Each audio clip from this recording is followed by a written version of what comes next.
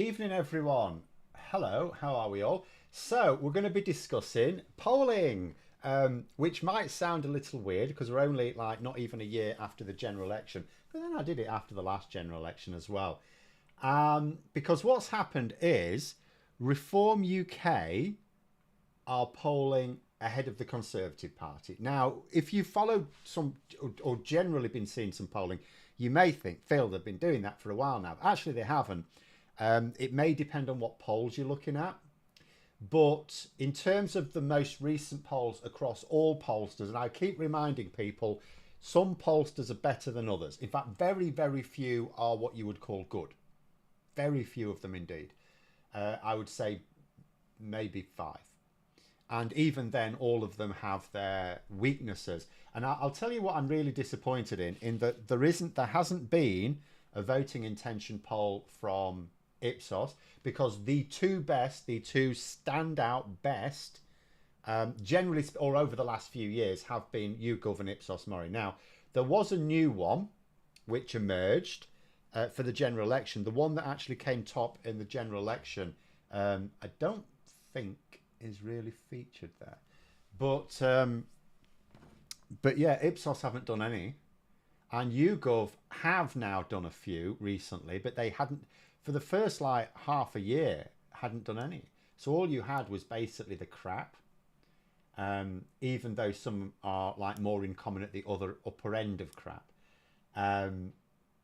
But you know, every single pollster over, as Luke Trill of More in Common, I'm not saying More in Common are crap, by the way, of More in Common has said, every single of the seven pollsters, there's more than seven pollsters, but of the seven pollsters who've put something out recently, all of them have Reform UK ahead of the Conservatives.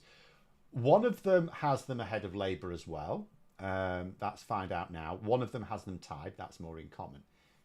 But the one I put at the top, I will always use YouGov as my gold standard, along with Ipsos Mori, because they're the proven ones. You have to. I mean, I will always go with the proven ones.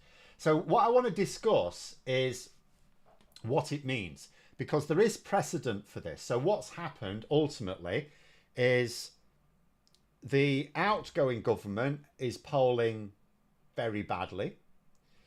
The incoming government is also polling badly. And it looks like a lot of voters have gone from both of those parties to a third party. Now, there is precedent for this. I will just point out, by the way, if you've asked a question on a different topic at the start, you can bring it up later on when we've gone over this. I have noted a few down anyway. So, yeah, so that's the situation at the moment. So what does it actually mean? Well, let's have a look at historical voting intentions, because this has happened a few times before. I really should move myself a little this way for this bit. So there have been two other times in my lifetime where voters who are not happy with either the incumbent or the opposition or the main opposition have gone somewhere else. They've decided to go somewhere else. And on each of those occasions, it was between, in fact, John's just said like the SDP in the early 1980s. Indeed. So, in fact, let's go over the first one. So, bar charts here, and I'll just whiz through what we've got, and then I'll go over each year individually. So, we've got 1979, which was the first general election in my lifetime. I was too young to vote. I was only 3. Then we had 1981. That was the first time where a load of people decided this was purely voting intention. There was no election that year, purely voting intention polling. A load swept to, you know, a third party. Then I've got on here 1983, which was the general election year. So what I've done in each of these cases, I've said what happened at the general election before this flux, what happened during the moment of flux in the voting intention polls, and what happened at the following general election. So that's why you've got these different little groupings here. So if I go down in detail, so in 1979, during the general election, the Conservatives won 45% of the vote, Labour won 38% of the vote, and the Lib Dems, now I've put in if you're eagle-eyed and you can see it on a large enough screen, I've put Lib Dems there, but I've also in brackets put Lib stroke SDP. And the reason for that is because in the very early 80s, a group of Labour people, which included some Labour MPs, broke away from the Labour Party because the Labour leader at the time, Michael Foot, had a couple of, shall we say, controversial policies. One was unilateral nuclear disarmament, which I'm not at all bothered about, by the way. And the second, which I would have been very bothered about, wanting to leave the EEC. So basically the Alexiteers, as we would call them now. So a group of people in Labour, rather than just deciding to fight for their party because, you know, I wouldn't have, at the time, I would not have agreed with the breakaway. I would have just said, no, you just wait around so that when that leader falls, because it was obviously not going to, it was not an election winning policy. Neither of those policies were election winning policies. I personally would be in favour of getting rid of our nuclear deterrent. It just costs too much anyway. And it's not really, I think there is such a thing as the nuclear deterrent. I just don't think we have it. So I would be in favour of that, but I also know the public would not be. So it's a really bad policy to have if you want to win an election. So, but anyway, for whatever reason, they broke away and they formed another group called the SDP, right? But the reason I've lumped them in with the Lib Dems there is because during the general election, they formed an alliance with each other, right? They then merged completely later on, but in the following general election, they were still two different parties, but they formed an alliance, so it was like they were the same party for that purpose, so I've lumped them together.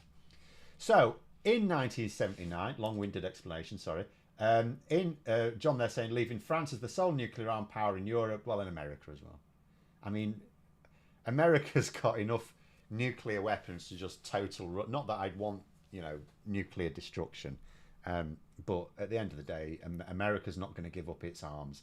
And if Europe were to be targeted, and Russia's the only realistic one that would, but, maybe in the future someone else. But if Russia were to be targeted, because the other thing is we don't even produce our own. We don't even make our own. We just buy them anyway at Walmart. But if Europe was targeted, it wouldn't be British missiles that were like the response. It'd be laughable. We've hardly got any. It'd be American ones. Anyway, never mind. And the Lib Dems, there was no SDP at the time. The Lib Dems got 14% of the vote. So then you roll on to 1981. So at this point, Margaret Thatcher, because people keep saying about Keir Starmer and Labour, no government's ever been this unpopular and stuff like that. Yeah, Margaret Thatcher's Conservative Party was.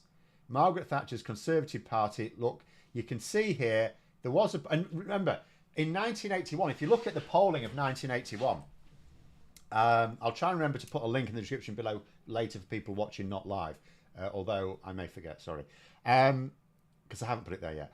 But it was really all over the place, and the Conservatives did go below there even. So what's happening to Labour at the moment is actually no different to what happened to Margaret Thatcher's Conservatives in their early days. And we didn't actually shift them until 1997. So the first lesson is polling early on in a parliament actually means nothing. It means nothing at all. If you do something, if the government does something later on in that parliament that turns, the proof is they can turn them around. Because what happened but the other thing to point out is that Lib Dem, and this is Lib Dem and SDP combined, was 40, so people. Now, I will point out, at this point, the Lib Dems still had 14% support.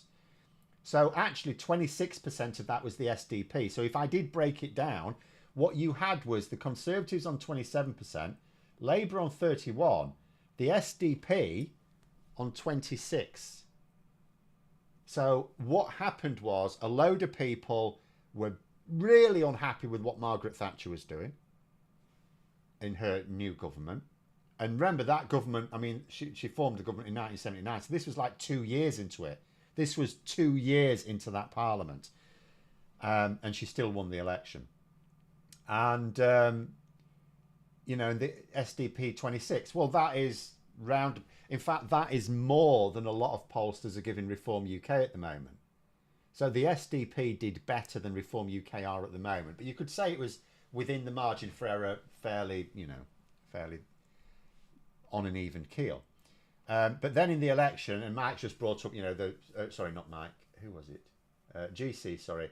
The Falklands, the Falklands conflict absolutely boosted Margaret Thatcher's popularity.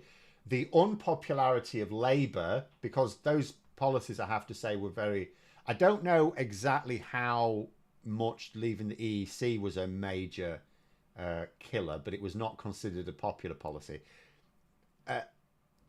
But nuclear disarmament absolutely was.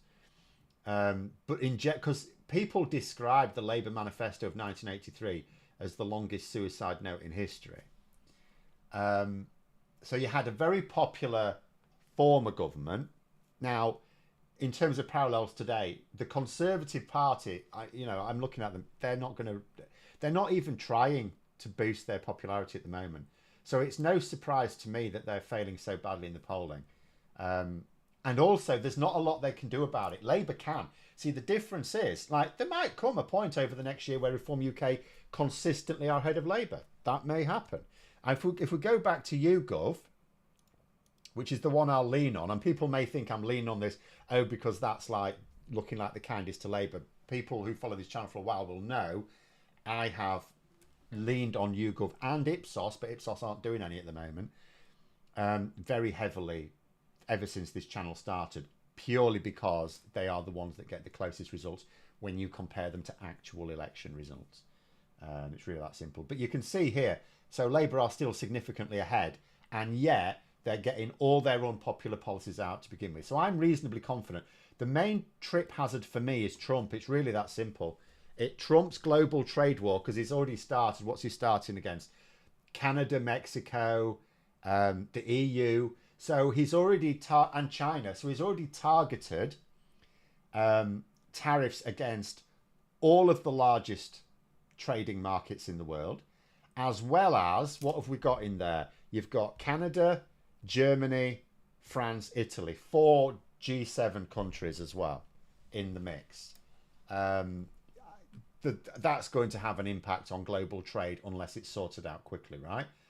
Do I have a preference for the LCR executive? Not especially, no. Sorry. So anyway, that's the story of 1981. Then at the election, Margaret Thatcher, Conservatives won 42% of the vote, was lower than in 1979, but 45% really high by any standards.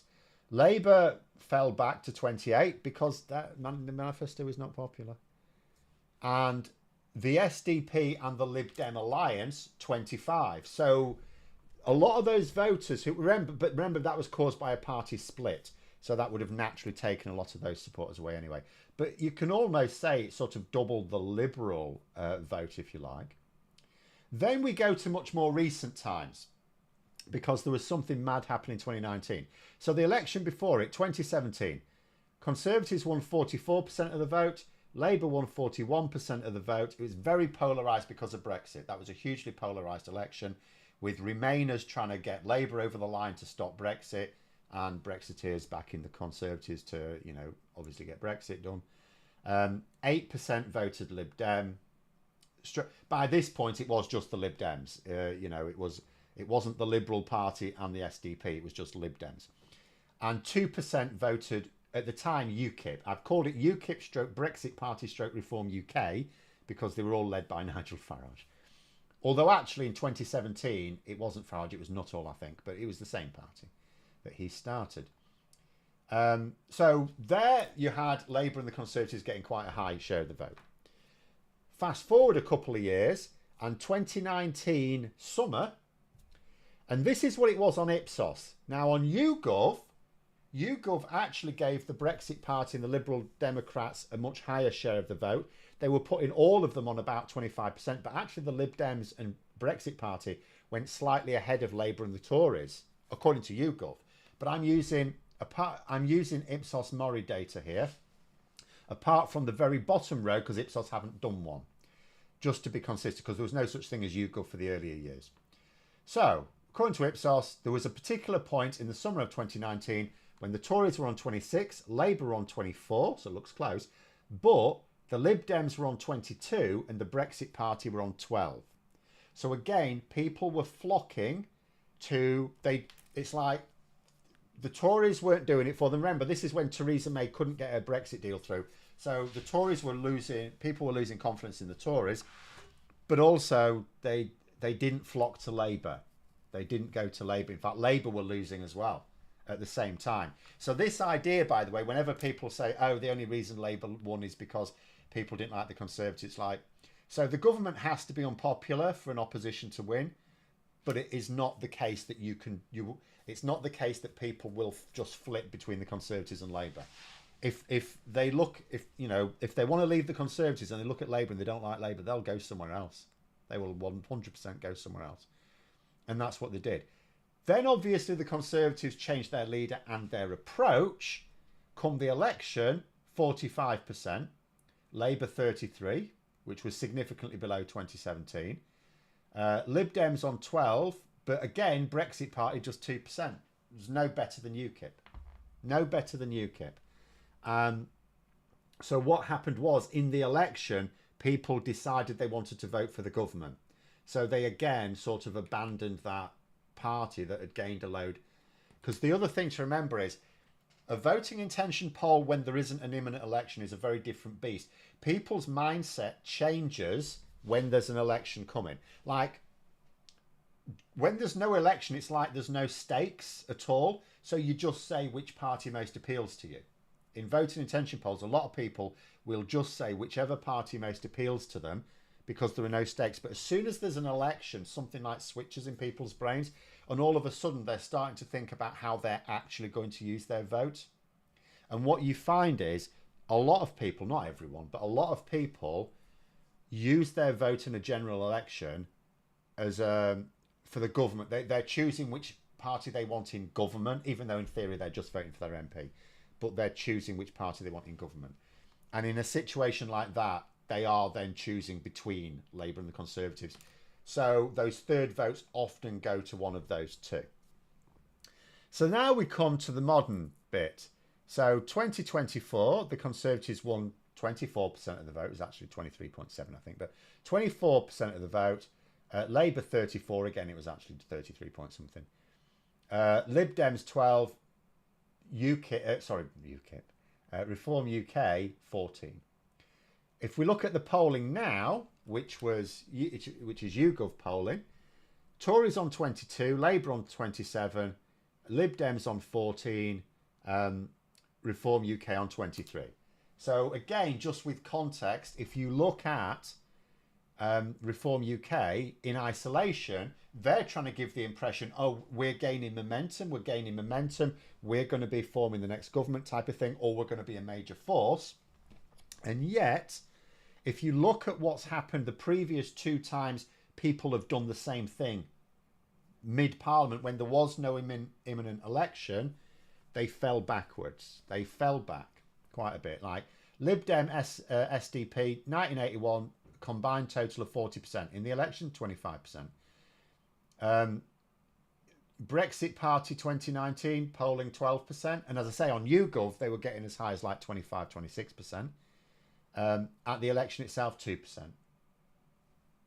You know, general election here, polling here, Reform UK on 23%. It's not going to be 23% in the election. Unless something spectacular happens. It's very unlikely to be that. Because they always fall back.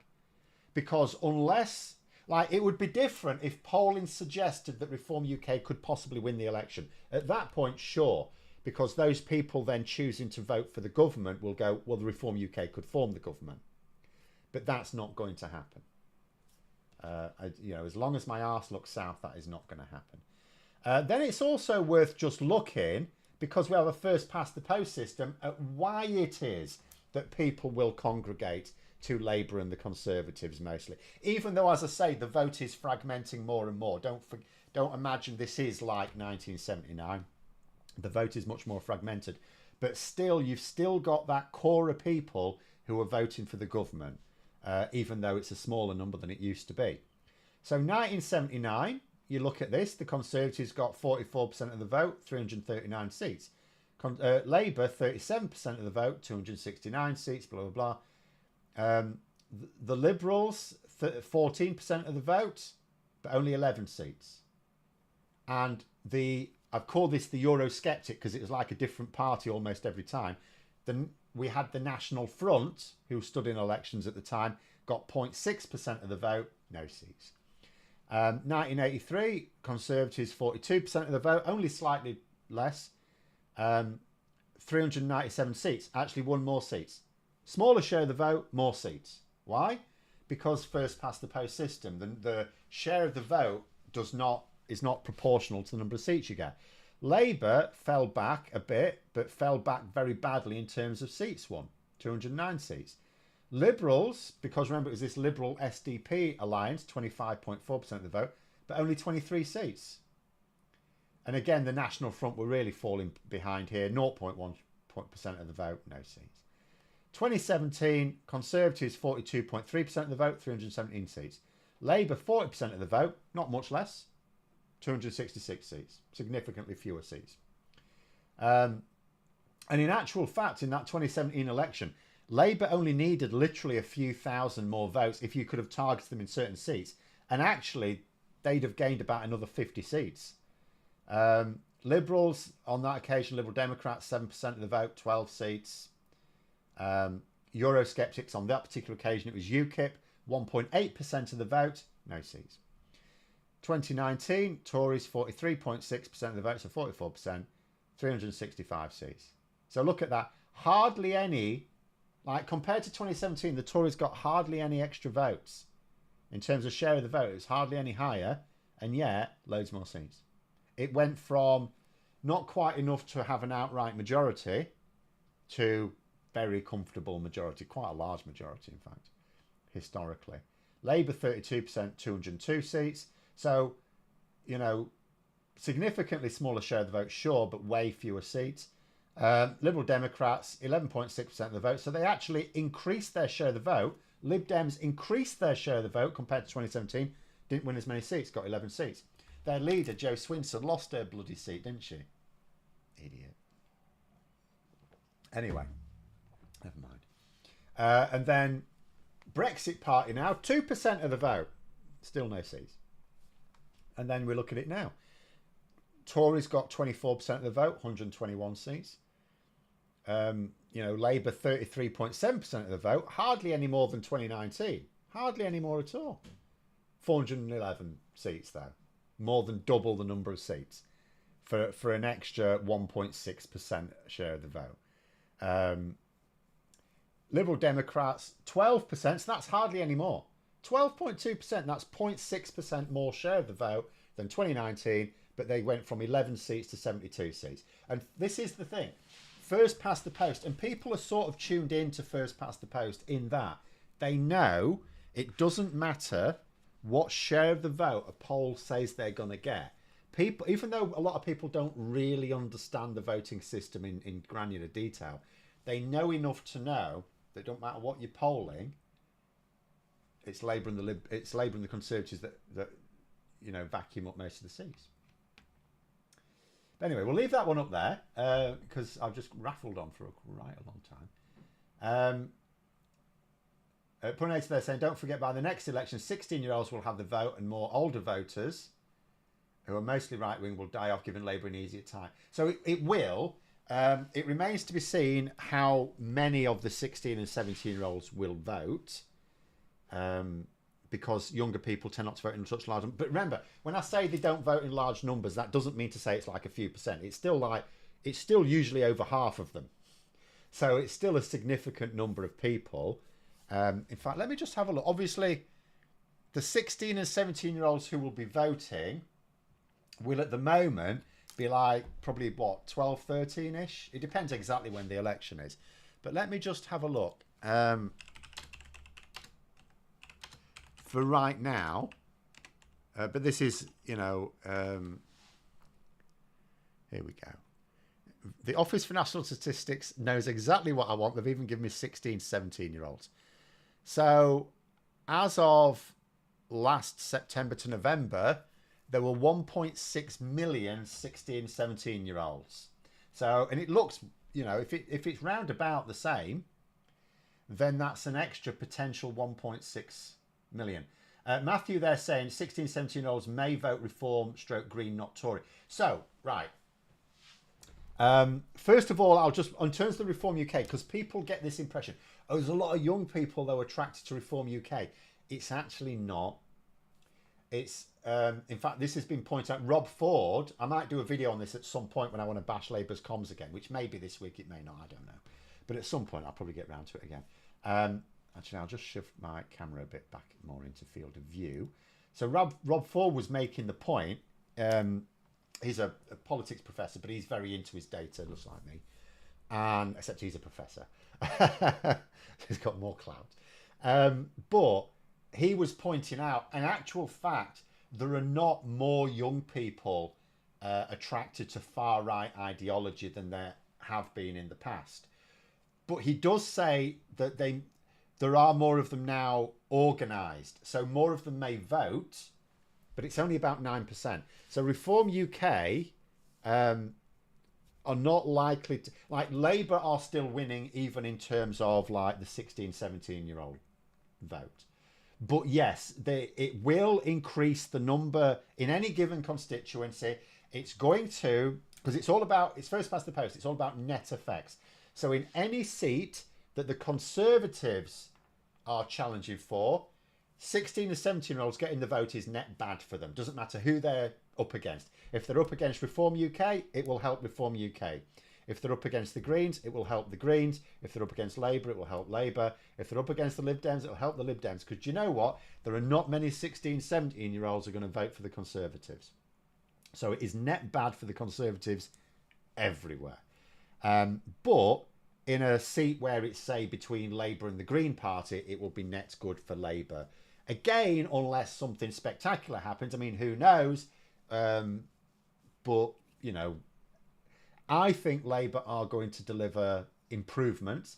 And if you look at the manifesto, the media don't talk about this that much, but and the reason is not many young people read mainstream media.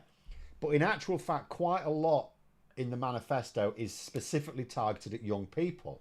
So what Labour are going to do is actually going to massively benefit young people. It may need pointing out. Labour may need to, communicate that. But, yeah. Gareth there saying, just to correct you, Phil, we do manufacture nuclear weapons in the UK. I can't tell you how, because I've signed the Official Secrets Act. Okay, but we don't buy them from ourselves.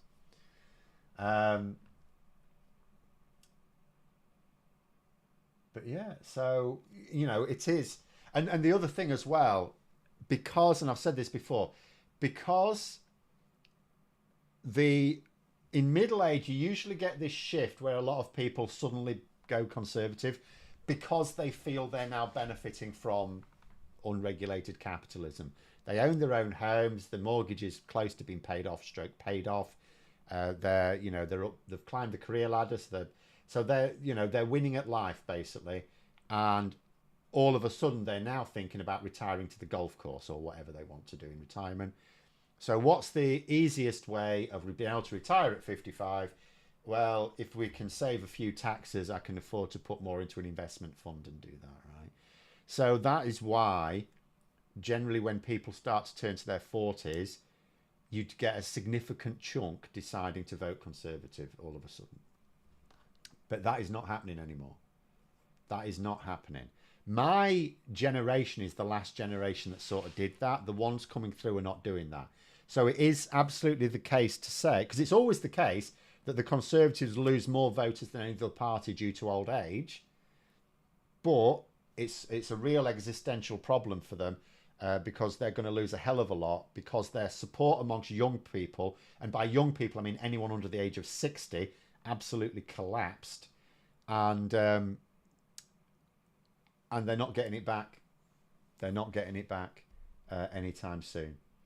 So, yeah.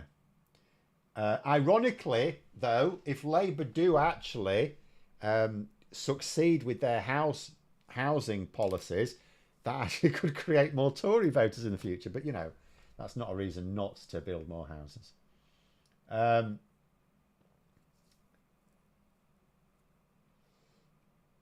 Are EU residents in the UK going to get the vote, and how many of them are there? I strongly suspect not. It's a shame. They should. There was a time where Keir Starmer, leading Labour, talked about it. Now, that's not to say they can't. There's nothing in the manifesto ruling it out. So they could. It would be hilarious if they did. Absolutely hilarious if they did. They should do. Just on a fairness point of view. Because the thing is, like, and people will say, you know, it's quite common for non-citizens not to get the vote in national elections. There are lots of countries that do that, look at countries in Europe. But actually in Britain, there are a lot of foreign nationals who get the vote in general elections. It's just that they're Commonwealth and Irish voters can vote in general elections in the UK if they're resident here. So it's like, from a fairness point of view, why is it fair for an Australian living here? And you can actually, as an Australian, you don't even need settled status. You just need to be living here and you can vote in a general election. You might only be here for a couple of years. Whereas if you're an EU citizen, if you're French and you've been living here for 20 years and you've got full settled status and you are, you know, actually settled, you don't get the vote in a general election. That's not fair. So they should do it. The Tories would have a fit. But do you know what? That's millions of extra voters into the system. And the beauty of it is, some of them are old. Some of them are old. And I'm gonna guess here, and I'm sure they'll vote for all sorts of parties, and yes, some of them will even vote for Reform UK, absolutely. But I'm just gonna go out on a limb here and suggest that most non-UK citizens settled in the UK getting the vote in a general election are probably not going to vote for the racist parties, like the overtly racist parties. And they're saying which way young people will vote. I think it would depend on the social views. For instance, I can see incels, alpha manosphere, young people voting right wing, but those not also on the, yeah, but there's very few of those. We sort of talk about them more because they're more tuned in. See, what used to happen is political discussions took place in a cafe or a pub. You know, you would have people just got together to talk about politics in a little social area, a cafe or a pub or something like that, or other people's homes, which excluded loads of people. So if you were a young person, you weren't, unless your parents did these things and you just got into it that way, you weren't coming into contact with these political discussions as a young person. Didn't really happen very often. So whereas nowadays, because they happen on social media, that's how young people now get into it. That's how young people are now much more political. And which is why, although the proportion of young people who support the far right is no greater than it was, they are now more likely to be tuned into politics because they're being sucked into these political discussions via social media. Because young people in the past didn't really go to the pub, you know, when you're that young, unless you were lying about your age, and you didn't go to cafes and stuff like that very often. So you didn't get involved in those groups. And even if you did go to those places, the groups were sort of huddled up. It was a literal echo chamber. Whereas now it's a bit more open. Derek, they're saying, own your own home doesn't instantly make you a Tory voter. I'll never vote Tory, never have. Whether I was a student, graduate, or homeowner, they've lost those votes for good. Well, they haven't. Yes, it doesn't automatically. I'm not saying everyone turned Conservative if they were middle class with a good career and owned their own home. It's not the case that they all turned Tory. but a lot did. A lot did. So there's always been that age imbalance with Conservative voting in a way that doesn't exist with a lot of other voters. You know, Churchill had the, I don't know whether he actually said it, because a lot of people quote people and it turns out it wasn't them, and I haven't got Otto English here telling me whether it's true or not. But there's a quote attributed to Churchill, shall we say, where he says, anyone who doesn't vote Liberal in their 20s has no heart. Anyone who doesn't vote Conservative in their 40s has no brain.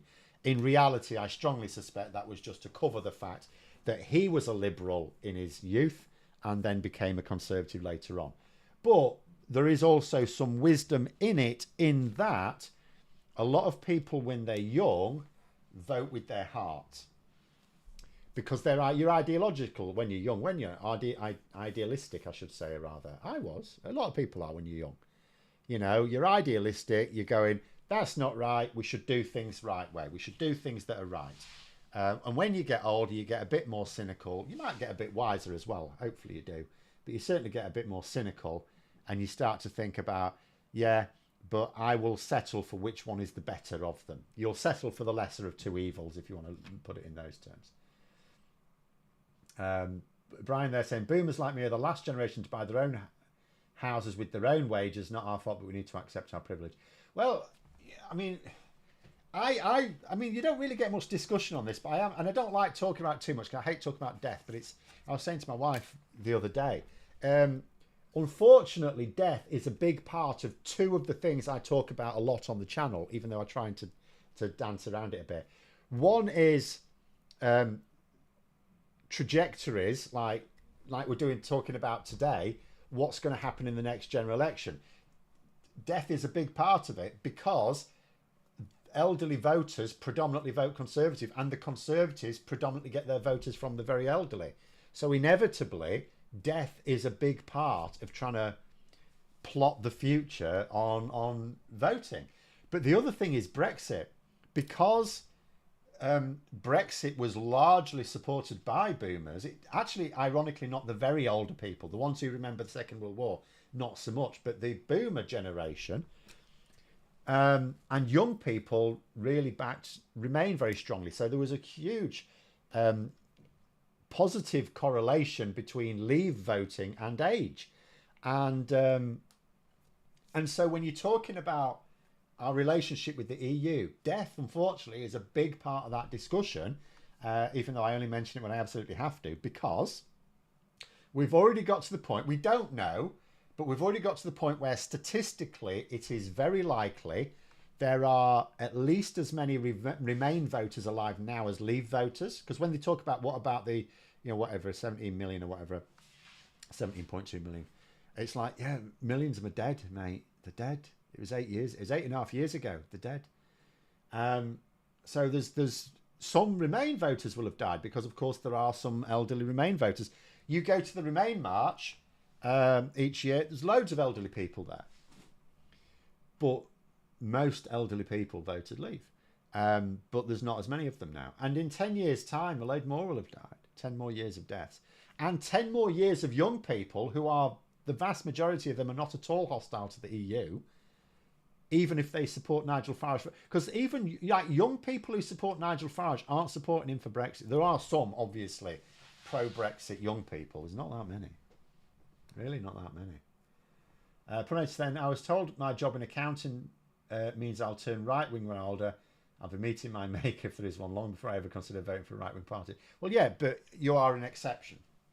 There's lots of people who are sort of the there's always exceptions to the rule. You know, there's you know, when you talk about generalizations, you're not talking about everyone, you're just talking about a majority. And so, yeah, unfortunately, death is a big part of political strategy, whether you are talking about getting back into the EU, because we are naturally going to become a more Europhilic society, just naturally. And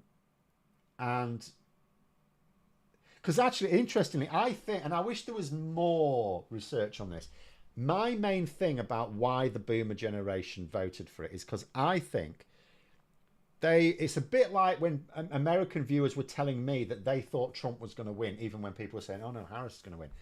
and they said because the people they talked to, they just remember things were better under Trump, so they're going to vote for Trump again. And they were saying it's because they're comparing a pre-COVID period with a post-COVID period. And that's what happened in a lot of elections over the last couple of years. And I think a similar thing, and I thought for some time a similar thing has happened with the boomer generation, because they were the generation that were young before we joined the EEC. And I've said this over the last few years on this channel. I just think a lot of them were thinking things were better back then. They weren't better back then. What they were remembering, because we were the sick man of Europe, what they were remembering was they were young. They were young, fit, healthy, full of hopes and dreams. That's what they remember. They remember being young kids who were full of life. And now they're old. They have to grunt every time they get out of a chair. It's a bit of a struggle to get up the chairs, the stairs maybe. And you know, and their hopes and dreams didn't really come to fruition. They're not astronauts or anything like that. And I think that's what it was. Whereas you're going to get the opposite effect. In 10 years' time, there's going to be young people, like the majority of people will remember those young days in the EEC/EU. And they will be thinking things were better then, only they'll be right. But they will certainly be, that positive association with their youth, that sort of, you know, the source of all rose-tinted glasses, will work against the Brexiteers. They're saying, could Brexit have made a lot people more pro-EU might not have cared prior? I don't know about a lot, excuse me, because again, if you look at the polling, although people can say, oh yeah, there's pollings. In fact, I'll come to a question that someone, I'll get rid of this. I'll come to a question someone came up before, because we've now strayed into Brexit territory. And it's related to this. So someone said here, so John, it was said, on Politics Social, you claimed rejoiners would lose a referendum on joining the EU. So right now, yes, I think we would absolutely lose.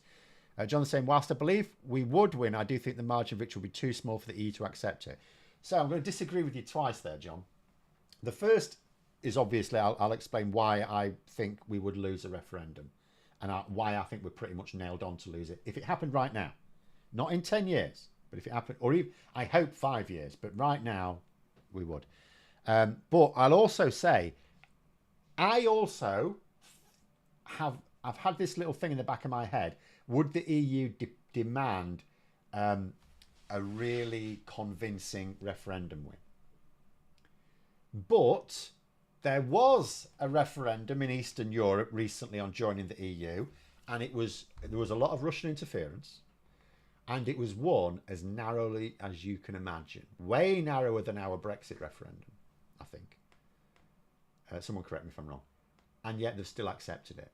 It was a very narrow win. They still accepted it. So I'm not sure now. They might accept it. I think the biggest issue that the EU would have is the fact that the Conservatives would say, as soon as we come back to power, we're going to cancel it again. That, for me, is the biggest thing. And that's something that the people calling for a referendum like now, for calling for Labour to basically go, no, let's do this now, I've not heard any of them explain what they do about that. Because I think that would be a barrier. But over time, inevitably, there's going to be more people, more clearly Euro, and the Conservatives at some point will have to accept this, and they will have to become more Eurosceptic. Sorry, more Europhilic themselves. At least they can be pragmatic rejoiners if they like, just like they were pragmatic Remainers before. But the reason why I say we will definitely lose a referendum, two massive things. First, arguably three, but two big ones. First of all, the latest polling is no better than it was before the Brexit campaign began. And Leave won.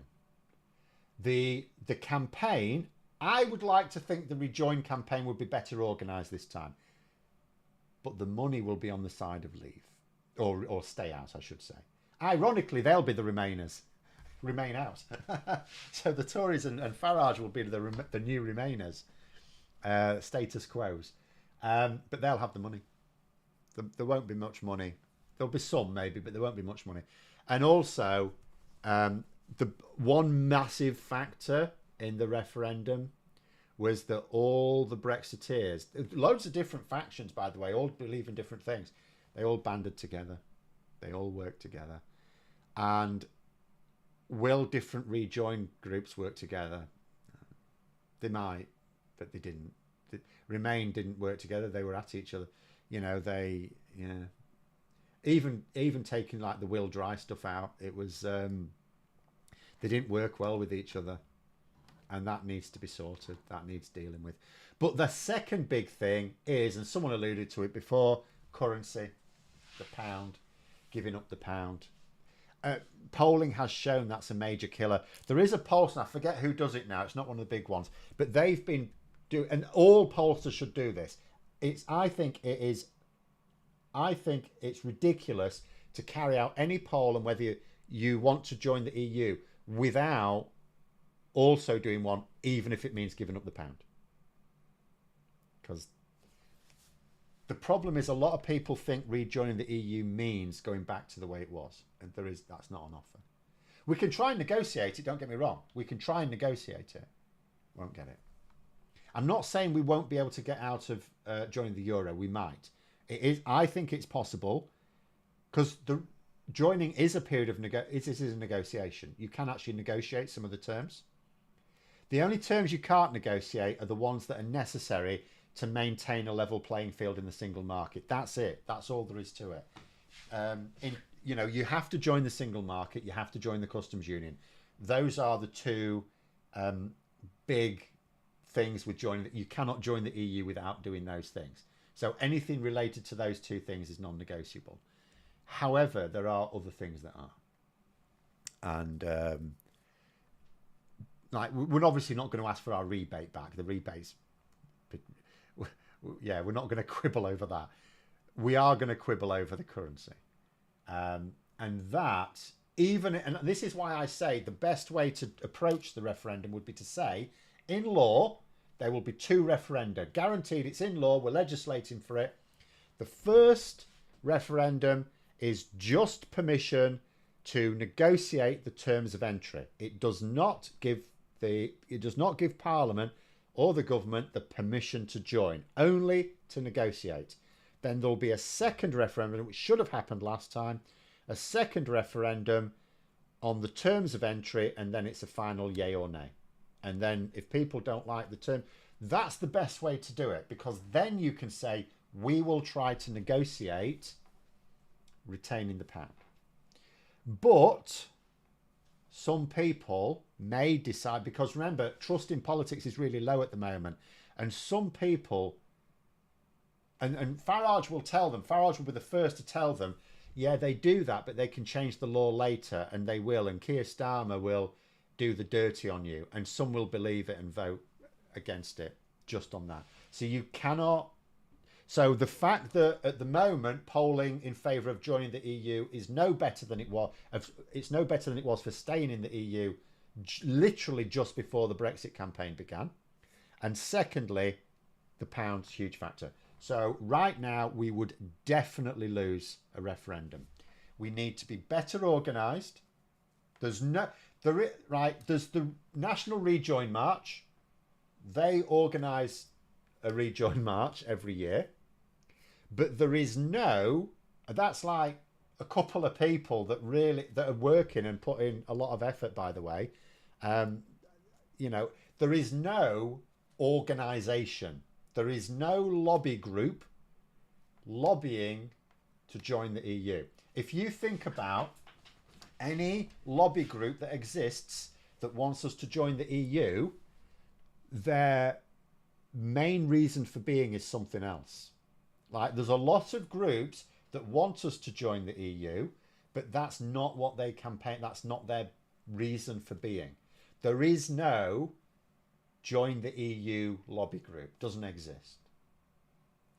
So how can we possibly form a strategy for winning a referendum if there is no group in the entire country that is dedicated, I mean, that has, you know, lobbying powers.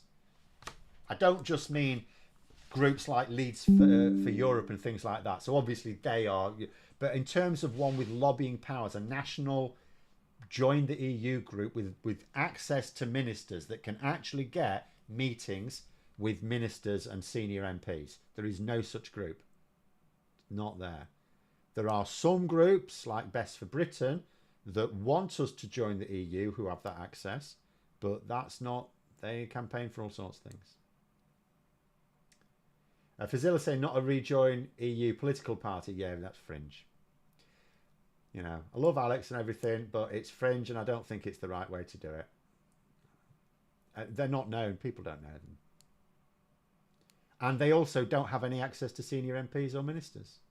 Like, it's really that simple. You need a group, because if we had a referendum, there needs to be a rejoin group, an official rejoin campaign. There has to be one. Who's the group? Doesn't exist. Doesn't exist. So that group would form from bare bones. Fatal. Absolutely fatal. Because I'll tell you something. If we had a referendum in the next few years and lost it, we won't get another one for 20 years. There won't be another one for a generation at least. So we have to be ready. It's absolutely insane to me that you've got all these people saying we need to do this now, need to do this now. It's like, we ain't ready. We ain't ready. Why aren't they getting us ready? Why are we not forming a group? And I know you could say it's all right. You form a group. I'm crap at forming groups. I'm really antisocial. There needs to be someone who can do it. Anyway, everyone that's saying, you know, the UK will join the EU in the near future. It will join, and I think we will apply to join in the next decade. Not that's in the 2030s. In the 2030s, I think we will, because I think the population is going to be much more pro-EU then. And I also think, you know, you look at, and I did a video on this recently, you look at the next 10 years and our economy is going to be better handled under Labour. I 100% believe that. But we've got a negative birth rate, and that's filtering through now. That's been the case for some time. So that is now filtering in to the point where, you know, as the Bank of England pointed out, and other groups as well, the only growth we're getting at the moment is down to immigration. Yet, politically, governments have to, including the current government, has to, even though they're not putting a cap on immigration and they're not, you know, saying, oh, yeah, but they are having to say, yeah, immigration, it needs to be lower. So we've got a situation where the population wants immigration to be lower, even though the population is mostly positive about immigration, but they still think it's too high, even though it's like not high enough. So where's your growth coming from? Where's your growth coming from? So there's going to come a point where growth is too low, and the only way to solve it is to go back into the EU. At least the single market and customs union. Not just the single, and people keep focusing on the single market. Customs union will be a big part of it. We need the customs union as well. Andrew, they're saying we have to get it right first time. Took Fartage in his cohort 40 years. Yeah. I mean, I don't want it to take 40 years. But, you know, I just look about that and I think we're not. Sorry, Wanga Pagan's just put up there. Have I heard about this Nature Restoration Fund? No, I don't think so.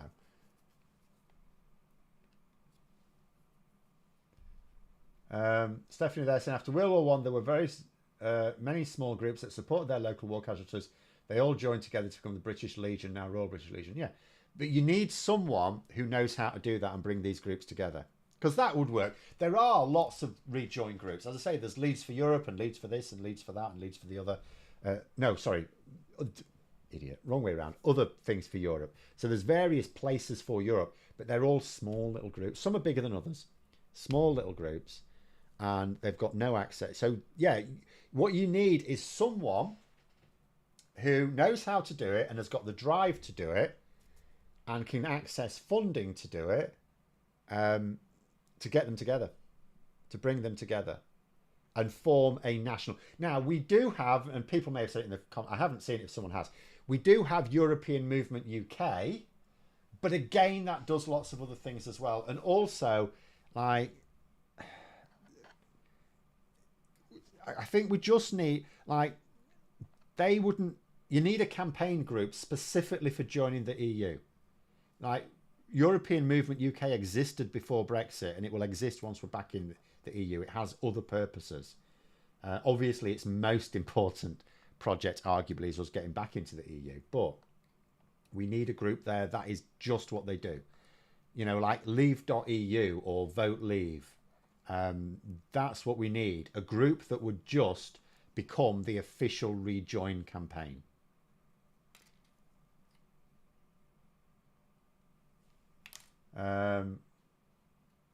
Do I think outside stories like Russian subs and Trump may make more people to have close ties with the EU or Europe in general? Yes, I do. At the end of the day, if you feel threatened from external forces, you rally round the flag, you rally round the banner. So absolutely, at the end of the day, as you say, Russia is of course a threat. It's a military threat as well as a political threat. And America is now emerging as a threat.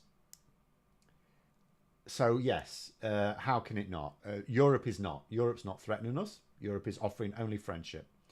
So inevitably, yes. But there we go. Hang on, there's a comment here. I'm not sure what that is. Oh, what do I think of trading game book? I don't know what that is either. Sorry.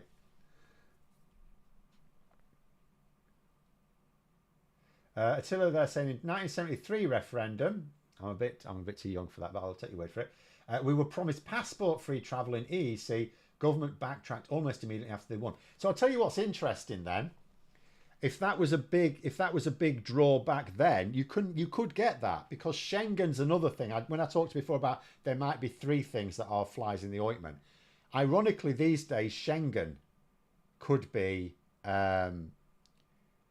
something we need to negotiate access out of, which probably would be quite easy.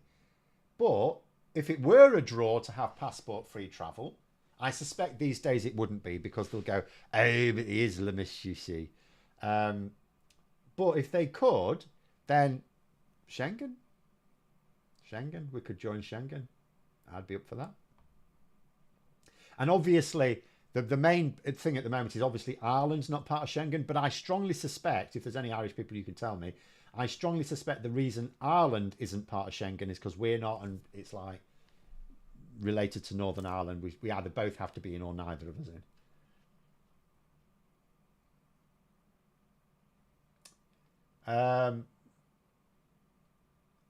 If Bojo does return to frontline politics, could he have to run a platform of getting back into the EU? Wouldn't that be hilarious? Wouldn't that be absolutely hilarious? I strongly suspect not, though. I think if Boris Johnson makes a return, it's going to be in the next few years. The Tories are not close to changing their Brexit views at all. They are the biggest barrier for me, the Conservative Party. Honestly, instantly, the second we start to get ready, they will just say, as soon as we win an election again, we're just going to leave. The EU can't be dealing with it. Someone's got to come up with a plan for that. Or my plan, the only plan I've got, is we need to get way more people deciding that we need to go back into the EU.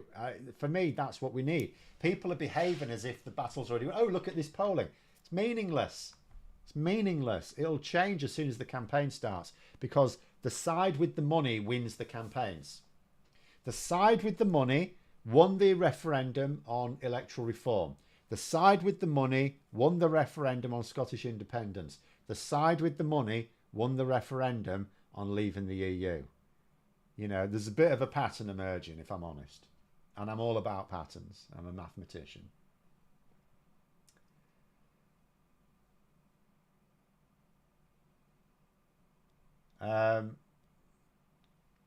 Gareth there saying Euro and Schengen are just areas that are a big no. Right now they would be. Again, it's just another reason why we would lose a referendum right now. People need to be more realistic and focus on what people need to do.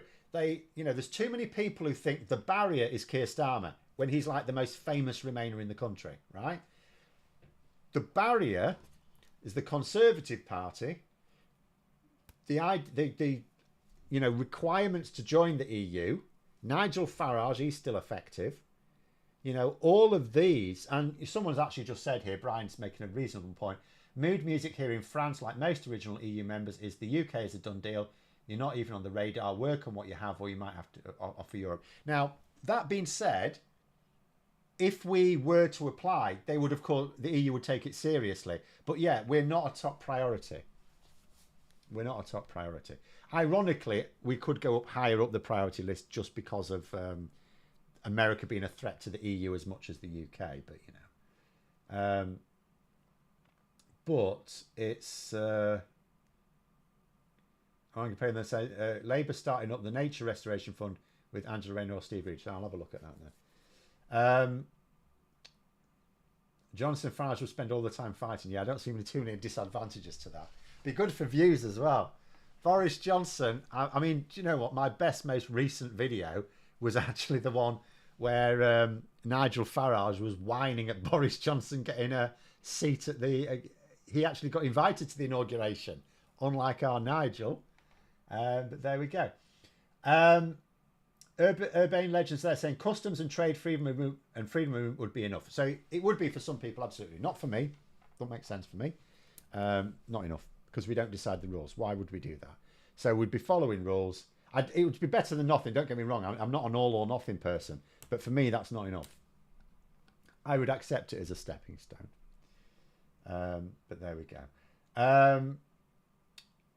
But anyway, we'll leave it there. We've run out of time. Thanks very much for coming on, everyone. Have a great rest of evening. And until next time, I'll see you later.